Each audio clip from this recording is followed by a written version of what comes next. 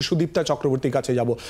সুদীপ্তাদি, এক মাস অতিক্রান্ত 9ই আগস্ট পুরো বিষয়ের সামনে আসে এবং তারপর ধীরে ধীরে আন্দোলন অসংগঠিত থেকে সংগঠিত বা এর মধ্যখানে জায়গায় দাঁড়িয়ে কোথাও কিন্তু থামছে না। আমরা জানি ইতিমধ্যেই কিন্তু রাজ্য সরকারের দেওয়া বিশেষ সম্মান প্রত্যাখ্যানের কথা বা ফেরত দেওয়ার কথা ইতিমধ্যেই জানানো হয়েছে। কোথাও কি মনে হচ্ছে যে এক মাস পর আন্দোলন এবং তার পরিণতির জায়গা কোনো রকম এগিয়েছে বা কোনো কিছু কি মনে হচ্ছে? আন্দোলন তো এগিয়েছে বটেই, আরো এগোবে। অনেকটাই নির্ভর করছে জুনিয়র ডক্টরদের আজকের সিদ্ধান্তের উপরে, কারণ তারাই এই আন্দোলনের শিরদাঁড়া, তারাই প্রধান।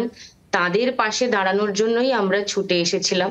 প্রাথমিকভাবে এটা হেলথ সেক্টরের নিজস্ব সমস্যা মনে হলেও কয়েক মিনিট বা কয়েক ঘন্টার মধ্যেই আমরা সেদিন বুঝতে পারি যে না, এটা শুধু একটা হসপিটালের সমস্যা না, it's a much bigger and larger conspiracy.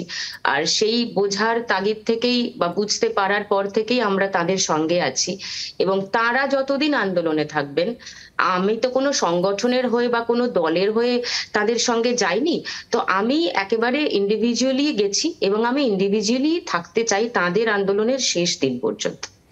ইতিমধ্যেই নিশ্চয়ই জানেন যে সুপ্রিম কোর্টের তরফ থেকে আগে ছিল অনুরোধ, পরে এই মুহূর্তে আজকে নির্দেশের জায়গা যাতে জুনিয়র চিকিৎসকরা তারা কাজে অংশগ্রহণ করেন সেই জায়গায়। আমাদের সঙ্গে আরজি করের প্রাক্তনীয় আমাদের সঙ্গে রয়েছেন ডক্টর ব্যানার্জি।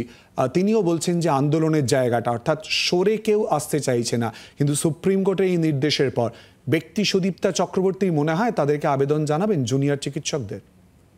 না না না, একেবারেই না। সুপ্রিম কোর্ট যে আবেদন জানিয়েছেন তারা জানিয়েছেন, জুনিয়র ডক্টরসরা সেটা মেনে নেবেন কিনা বা তাতে সেটা সুপ্রিম কোর্টের নির্দেশ হ্যাঁ, সুপ্রিম কোর্টের মধ্যে জয়েন করতে হবে। রাইট, না হলে রাজ্য সরকার ব্যবস্থা নিতে পারেন, রাজ্য সরকারকে আর আটকানো যাবে না, সেটাই তারা বলেছেন যতদূর আমি বুঝতে পেরেছি। এবার সেটা জুনিয়র ডক্টররাই সিদ্ধান্ত নেবেন, এটা তো আমার সিদ্ধান্ত নেওয়ার কিছু নেই। আমি এতে হ্যাঁ না কিচ্ছু বলবো না। তারা যথেষ্ট বিবেচনা এবং সংযমের সঙ্গে প্রথম দিন থেকে আজ পর্যন্ত এই আন্দোলনটা চালিয়ে আনছেন। অনেক রকমের প্রলোভন আশপাশ থেকে আসছিল, তারা কোনো কিছুতেই পা দেননি। তাদের দাবি থেকে তারা 1 ইঞ্চি 1 সেন্টিমিটারও এদিক ওদিক নড়েননি। তো তাদের উপর আমার সম্পূর্ণ আস্থা আছে এবং আমি ডক্টরদের, জুনিয়র ডক্টরদের এবং সিনিয়র ডক্টরদের বেশ কয়েকটা কনভেনশন একাধিক আমি তাদের ওখানে গিয়ে তাদের কথা শুনে দেখেছি যে তারা ভিতর থেকে মানে রাগে, হতাশায়, ক্ষোভে ফুটছেন তারা। সুতরাং তারা নিশ্চয়ই একটা সঠিক সিদ্ধান্ত নেবেন বলেই আমার মনে হয়। সব দিক বিচার করে তারা যে সিদ্ধান্তই নেবেন, আমি সুদীপ্তা চক্রবর্তী হিসেবে তাদের সঙ্গেই থাকবো।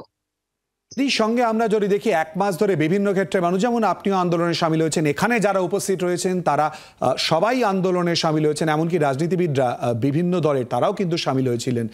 এই যে আন্দোলন কোথাও থামছে না, এটা কোনো কিছুর ইঙ্গিত বলে কি মনে হচ্ছে? দেখুন, আমার জেনারেশনটা না, আমরা ছোট বয়সে মানে একটা উত্তাল পরিস্থিতি পশ্চিমবঙ্গের, সবাই মানে কিছু না পাওয়ার ক্ষোভ, ওই চেপে রাখার একটা মানে সবকিছুর থেকে ওই যখন তৃণমূল কংগ্রেস তৈরি হয় তখন একটা নাম খুব শুনতাম, অগ্নিকন্যা। মমতা ব্যানার্জি হচ্ছেন অগ্নিকন্যা। সেই নামটা না, সেই টাইটেলটা না বহু মানুষকে বোধহয় একটা আশার আলো দেখিয়েছিল। এরপর তারা যখন ক্ষমতায় আসেন তখন মানুষ, আই এম শিওর 51% বেশি মানুষ তাতে হ্যাঁ বলেছিল। সেই কারণেই এই সরকার এসেছিল। তাই প্রচন্ড একটা বল, ভরসা, সাহস, আশার জায়গা ছিল এই সরকারের প্রতি। কিন্তু গত কয়েক বছরে ক্রমশ তাদের অত্যাচারে, তাদের মানে লাগাম ছাড়া দুর্নীতিতে মানুষ দেখতে দেখতে দেখতে দেখতে একজন দুজন করে প্রতিবাদ করেছে এবং যেই প্রতিবাদ করেছে তাকে কোট আনকোট শাস্তি দেওয়ার ব্যবস্থা এমন করে হয়েছে, মুখ বুজে চুপ করে বেশ কিছু মানুষ ছিলেন। এই একটা মানে এই অভয়ার ঘটনাটা না একটা দেশলাই কাঠির মতো গিয়ে পড়েছে ওই স্তূপের উপরে। এখন এই যে জ্বলে গেছে না আগুনটা, এবার বাংলা, পুরো বাংলায় নিজেরাই মানে বাংলার মেয়েরা সবাই অগ্নিকন্যা হয়ে গেছে। এখন এই আগুন আর থামানো যাবে বলে আমার মনে হয় না। বাংলার আওয়াজ, বাঙালির আবেগ, জি 24 ঘন্টা।